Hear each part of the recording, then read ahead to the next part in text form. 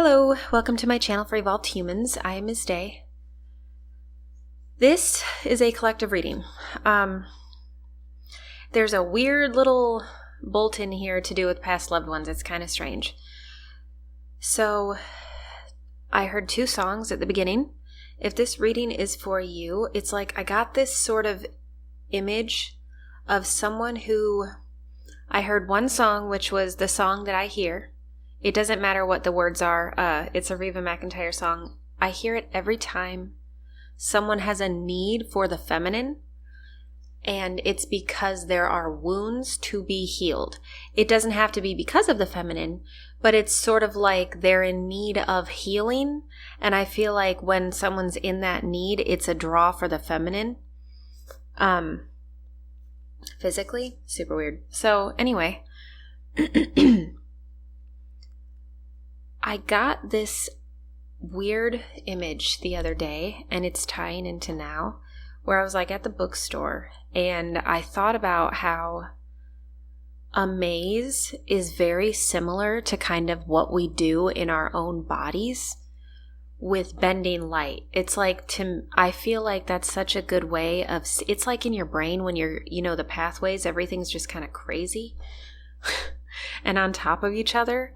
That's how this reading started. Because I heard another song too, and this was like from the feminine, or from the masculine. And it feels interesting because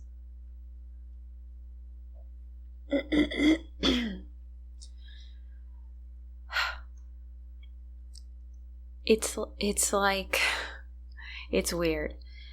Because I felt like I also flashed back to when, so my dad died and he was dead for some years before I recognized I was interacting with dead people. The reason I'm saying that is because during that time, I was still pretty immature. He died when I was 18, so I was definitely not like an adult in, my brain, but like, or emotionally, any of that yet. And I kind of just lived in reaction to needing him, where I was in need of healing. So I kept trying to like fill that need with all the wrong things, the wrong types of relationships, the wrong types of connections, the wrong types of habits, lifestyle. Like I tried to fill the needs where I needed to heal and where I knew I needed him in order to heal. It was like I did it with all the wrong things. And it's like that was all outward stuff, outward behavior. And I feel like the way that it's like a maze is when we're going inward and we're working through it. I know that sounds really kind of off the wall. So like this all ties in. So like the other song I heard when I sat down for this reading was Mindy McCready. And I also, so like I've mentioned her before so many times because her music is such a huge part of like my childhood. And, but she took her own life. And the reason that feels relevant is because I kind of got this feeling, I got this sort of message about how that ties in right when I sat down.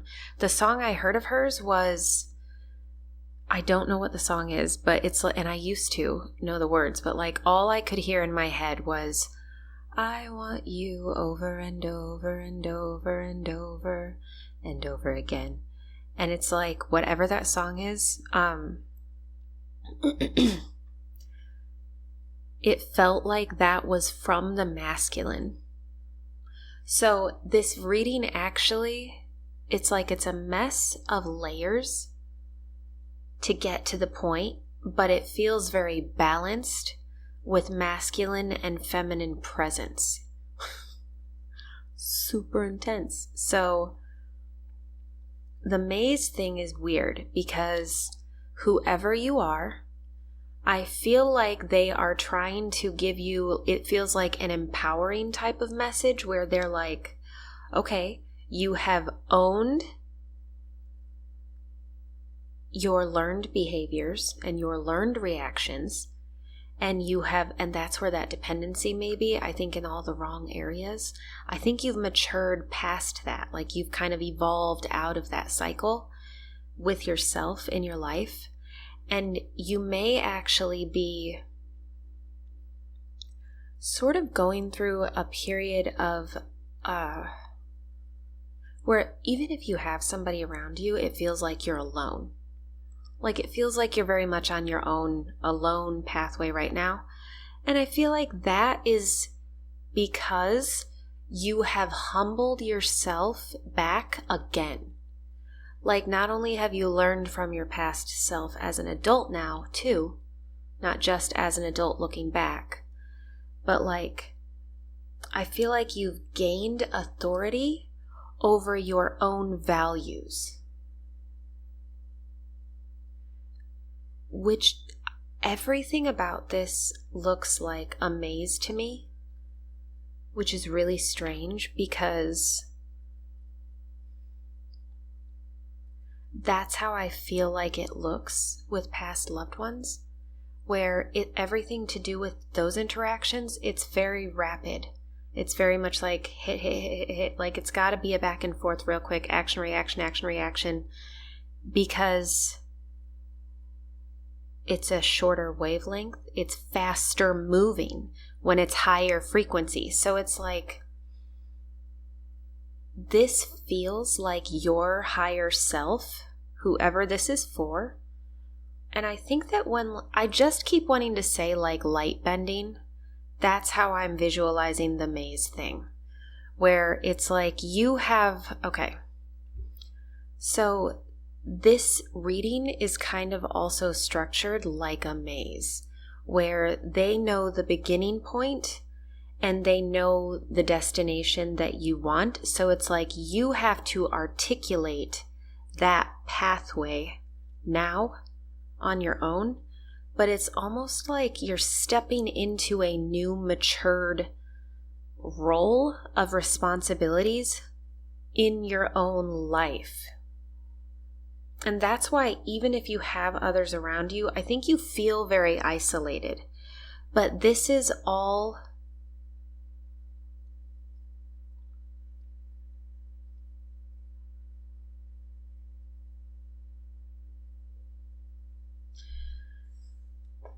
it's so weird. It's like there are 3 messages kind of coming forward quickly, where it's like one of them is you have gained authority over your vehicle, whether or not you've thought that sentence to yourself or not, like whether or not you've gotten that message about you yet back, reflected back from the universe. They're like, you have gained authority. You are in control. But I feel like I literally just heard old habits die hard. And that can be countered equally. That hardship can be countered equally with this new sense of knowing that you have. Like I feel like you have this fountain of knowledge now.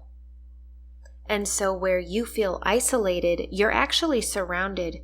You may be surrounded, okay. I feel like throughout the entire reading, and then, okay, so I got interrupted 3 times before starting this because I kept feeling these vibes from past loved ones, and I was just kind of trying to shove them out. I was like, get out of here. This is not your reading.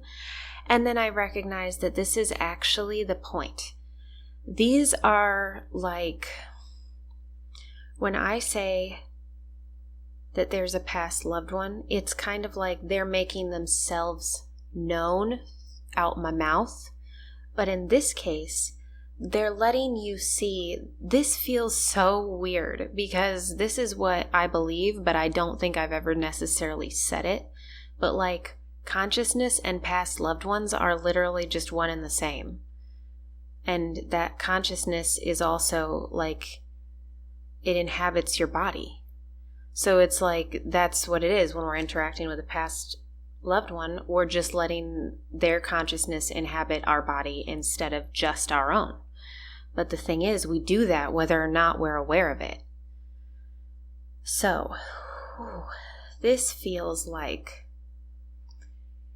so I went through this weird thing when I recognized I was interacting with dead people, which was basically being humbled into a child state again, where my eyes were open to the world and it was new, but it was the same world. So like, it wasn't that I had a new ability. It wasn't that there was some new spark about me. It was that I recognized that there was a spark at all. Because it was like, whoa, all of a sudden I realized that whatever I choose right now is going to exist later when I'm the dead and gone person. And so this is strange because, okay, so if it's consciousness and it like moves quickly, this feels like a maturity step where I think that whoever this reading is for, you're going through your, I feel like awakening is not necessarily true because you're already awake to the whole realm outside of yourself existing. But this feels like something where, gosh, I don't know who needs to hear this, but I just keep seeing this parallel storyline, and I need to just voice it because for whatever reason, someone needs to hear it. So like, it's not on me because it's just necessary for whatever reason. So like, I just keep picturing this beautiful thing. So like, someone I love took their own life as well. That kept coming in. And this is a younger person, and I feel like someone in here has lost a younger person. Younger than necessary to die. By natural causes, it was too young by our standards. That's true. So, okay. This mother of this person that took their own life, like that I know from my past, this beautiful thing they said aligned so much with my life and my perspective as a medium with consciousness and energy that it comforted me. The mother of this person who took his own life comforted me just in how she perceived, I just hit the microphone, sorry. But like in how she perceived her son's experience. Because she had a lot of faith in God, so she believed that this thing, okay, so what it is, it's very much like a maze. It's crazy that this keeps coming back because it's like, she said that God from what she's learned throughout her life and what she believes in her faith, which I think is beautiful. I think faith is beautiful no matter what it's in, so long as it's for good. I don't believe in faith in like the dark crap, but I mean like having faith in something for a good reason. I think that's a beautiful thing because it doesn't have to take place. So choosing to make it take place, it's like a little blossoming flower. It's just beautiful. So anyway, she said, and what she believed, which comforted her, was that God knows your heart. And that, so like when we're in this world that we can see and we're having the human experience, it's like there are so many different layers of things that get stacked on top of your heart. But God always knows that heart that's underneath. And it's like in this case, I'm not pushing anything, but the high frequency is that way, where it's like, no matter what crap is in the way between us interacting with them, which oftentimes is just past loved ones who you also are later already, which already exists. Crazy. So like when people say higher self, it feels pretty true to me too. Okay, so anyway, it's like when you're known like that, there's this parallel type of thing between, like, if I'm dealing with a past loved one, like if I'm clearing a house and I'm helping someone that's on the other side, where I'm not really helping, I'm just like serving as a tool to help for them to be helped through me. It's like a maze where, just picture these two scenarios. This is so weird. I've never seen it like this, but it's like a past loved one passes the torch off because their body dies. So the torch is carried then by whoever is left in the living. And it's like when someone takes their own life, from what I understand, I don't know who needs to hear this, and I'm not trying to offend anyone, and I don't want to contradict anyone's belief system, but this is what I've come to understand from my perspective. And the reason I'm going to say it is because of that thing I just told you, because of that mother's perspective, which I found comforting in a world where someone took their own light out of it. So, what I have come to understand is that, like, just envisioning that, like, where, just picture all of the Lord of the Rings movies, you know, like where, or like medieval times, whatever you can visualize in a very honorable sort of context, where it's like they have died and you're like, okay, I'm going to honor them by carrying their legacy forward, which I think we all should do, and we all sort of just forget that we are that significant in history to the human race. When someone has passed over, the parallel to that, like, just envision this being sort of similarly done, where it's like what happens is, you know, the child of the fallen one picks up the torch and carries it forward in an ideal world, right? Where the child doesn't go first. But then on the other side, that's similar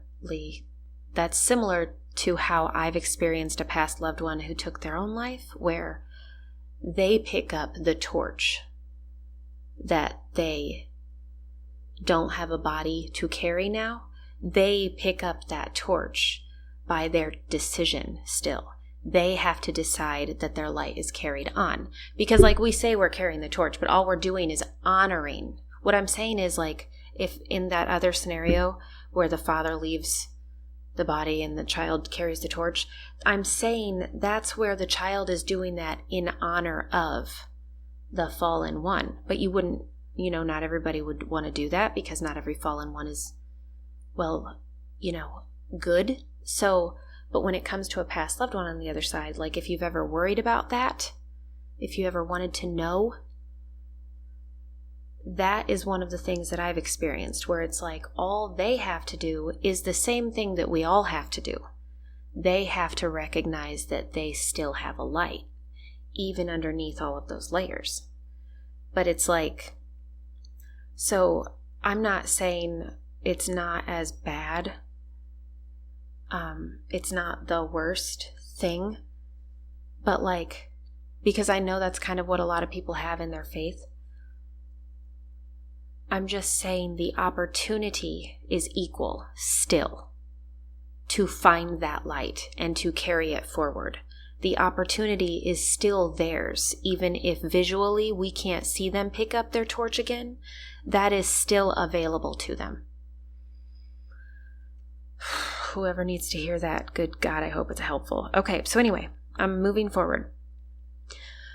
So whatever this sort of image, and this is what you need to do for yourself. So whoever needed that comfort, I'm just moving forward out of it. It's kind of crazy. But there is this action taking place in a person, for whoever else this reading is for too, where the guides are sort of telling you that in order to, so I feel like if you have experienced that type of thing where you've sort of reflected on how you did interact in relationships of your past, and you, like, sort of don't have similar interactions now, I think that they're trying to tell you, you have more knowledge now of your own self, and that gives you more control too. Like, that reflection is what gives you the upper hand. now, like going forward. And this isolation that you feel, I feel like that's what this is about too, where it's like you need to sort of, this is weird. Sometimes it feels really lonely. And that's a part of your maze when you're like experiencing, okay, now I'm open to consciousness. Now I'm open to past loved ones. Now I'm open to other living energies or living people's energy. When you open up to that, it's like a establishing a relationship with the world. This is so cute. It makes me think of when my daughter was a baby and I took her outside, my middle child, and she just laughed at the wind. Like as the wind blew through her hair, she just laughed. She thought it was so funny. She thought it was playing with her. And it's like, that's what this makes me think of, where instead of feeling like, oh, I'm so isolated and alone, they're like, no, you're not alone though. That's what you're fighting against right now. You have to emotionally accept that you're not alone to experience the non-aloneness. Like the actual relationship, that makes me think of one of the first things. Someone's really getting hit with heavy weight here. And I know this can happen a lot because of your own past loved ones, and I think that's why that came in so strongly. One of the first messages I heard to do with this, where I was like kind of blocking everything because it was too heavy, was it's difficult to have a relationship with someone who will not let you love them. So like, oh, I'm so alone, and I feel like they are right there. They're like, no, you're not. And we aren't alone because you know we're here.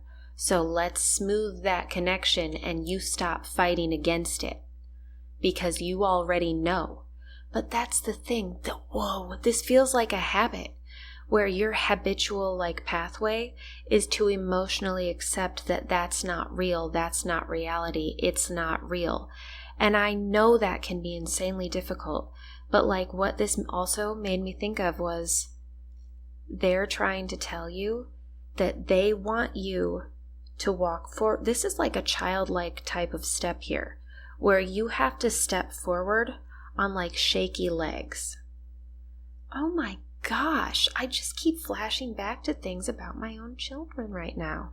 One of the things about my youngest, something different about his personality that the others did not display in this way visibly, where no matter what stage he's been at from birth, whatever he wants to do, he shakes in fear and still does it. Like it's crazy, and I don't feel like I even have opportunity to say that till like this moment. How cool. Thanks, YouTube people. Okay, so anyway, this feels like they're telling you you have to be accountable for your habits now, for your cycles.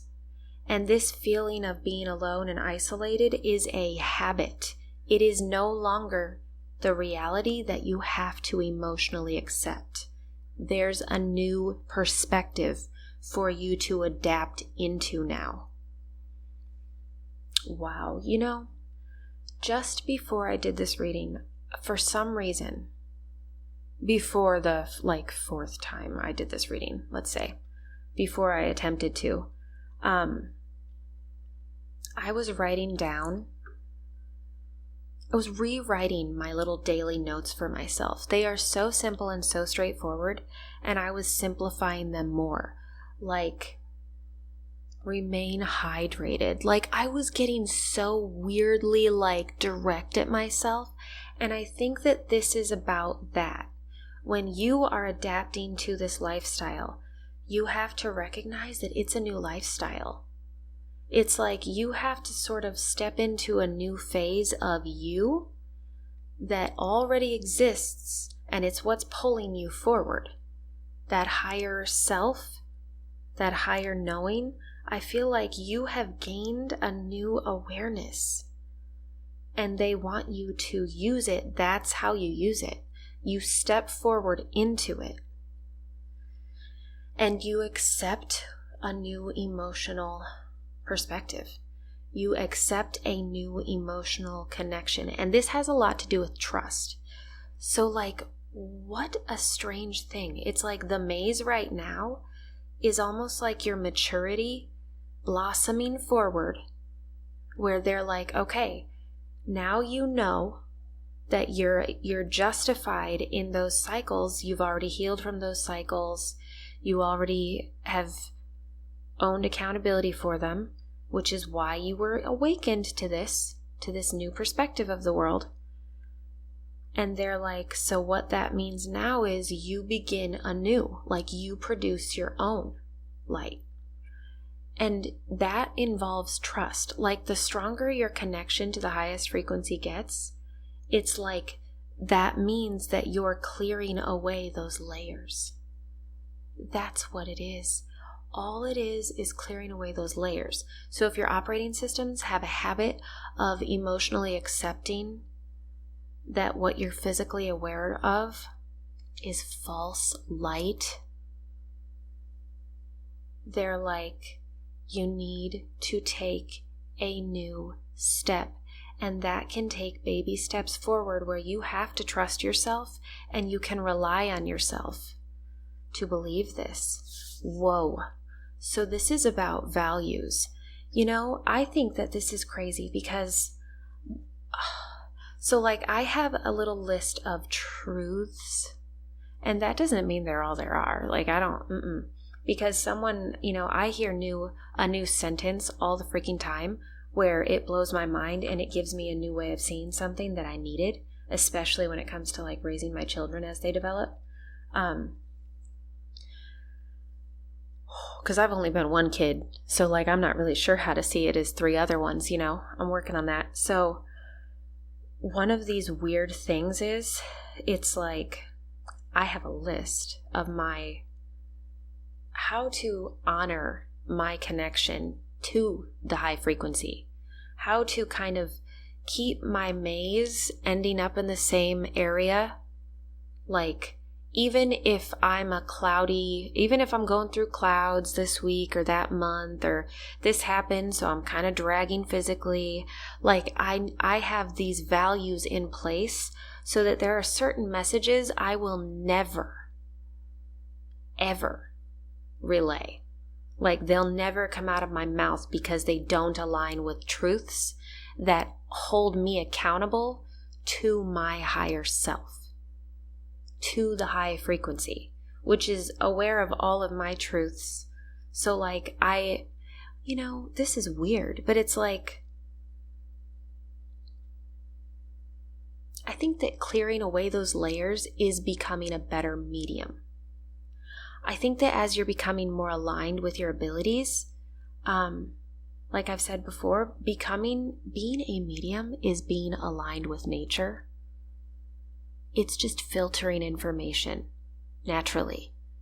It's just that like when you evolve as a medium individually, you sort of clear away all of the things in the way of your own perception of it, so that your messages become clearer and maybe more stabilized to the natural world. So like that's why certain truths are important to me at all times, because I'm like, if I start to slip too far into fantasy, then I am no longer able to rely on my own sanity. I'm serious though. Like, okay, so the other part of this is also strange. It's like when you're working in this, like if you're working through this, some people have their own like, well, if I see this, I do this. Like I said that in the beginning, I heard a song, which I've never just flat out said about that one before. I usually say what it is. And I've stopped doing that because I realized when I hear it and why. Some people have like their own little definitions for like images, or like I saw a dove, that means this. And, you know, in the same way that like you people will put, not you people, but like we people will put like little emojis that represent like peace and love and light, stuff like that. People have their own definitions for that, and I get that. But for me, I feel like the reason that it's important to So I don't do that. I used to. I thought we were supposed, I went with that. I kind of imitated what I had seen because I thought I should do that to develop.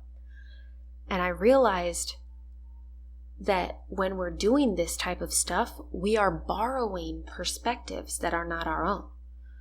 So the more you get on top of stabilizing your own perspective in your daily life, the more clear you are when you're receiving messages that you're to relay for other people. It's crazy. It's like the maze is light bending in my view. Like this whole reading, I just want to say like it's like light bending is the maze. It's so weird. But like, okay, I feel like they're also giving you permission. This is a strange thing that you have to step into it. This is a new stage of development. I don't believe that stops, especially emotionally. But like they are giving you permission to sort of go into a new wave of it. And I can definitely attest that that's worth it. Because what happens when you are transitioning up or down, but like when you're transitioning up, let's just go with that because that's all we want to do is evolve. When you're doing that, your internal condition has to re-stabilize. So you have to sort of experience the storm of it, trying to stabilize and remain comfortable. And that is one of the coolest things I've ever heard Jim Rohn say, which I just found the other day and I threw it away thinking I wouldn't need it, and it's popping in right now, which was that you will die in your comfort zone. And like that's everything to me, because that to me is like the definition of settling. And whoever you are, all you have to do is not settle. Don't settle into old habits like that. Old habits die hard. And that song, that I want you over, and it might be I'll need you over and over, I don't know, but it's like I feel like they're saying stumble. Like failure is not really failure if you try again. If you try again, you didn't fail, you just moved. You just learned. If you can learn, you can do anything. So it's like, how do you learn? Learn your perspective. And it's like, in order to do that, do the little daily activities. I know it sounds like it's just that cliche of take better care of your body, but that's how I get better. That's how you improve and you transition. And when you know how you react to an internal condition that's shifting, then you can move through the elevation process smoother every time that you encounter it. That over and over and over and over and over again, like it never stops. You're just going to continue reflecting light and then deciding what to do with it. It's so cool. Refracting? I don't know. Okay, anyway. I hope this is helpful. This also feels very much like you're being supported in feeling immature and unaware, but it's about your emotions. Like, let yourself go into a new transitional phase where you're like, how do I feel about my emotional reactions? Not, can I handle another relationship if this is how I used to be in my emotional reactions? No. Or I feel so alone because I can't see anyone with me. They're like, start practicing serving yourself in a positive way and valuing this new journey instead of falling into those old habits of kind of like denying your own truth, because this feels like your emotions have to matter every day. And you know, that's something with like yoga. When I started working one-on-one with people with that and realizing like personal training was all about, it wasn't just about body stuff. I mean, brain and body connection. It was about like, what's your emotional situation? Are you aware of your emotions? Because those are not imaginary.